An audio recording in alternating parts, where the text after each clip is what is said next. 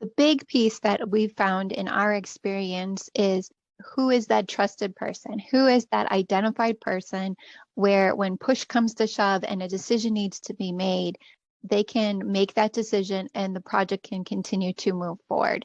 And so that individual sitting in the room needs to understand whose influence they need prior to making that decision.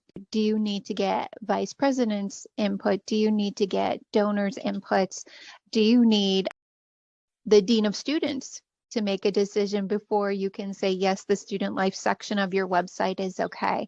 And it can be broken down. Maybe it's not an overall decision for the entire website, but there's actually sections where we can approve it along the way. When I first cut my teeth on project planning at higher ed, I was in charge of a website redesign, and each division had a decision maker, and my job was to work with that decision maker, get them to sign off and approve on things, and then collect those decisions and pass those off to the people who would be implementing.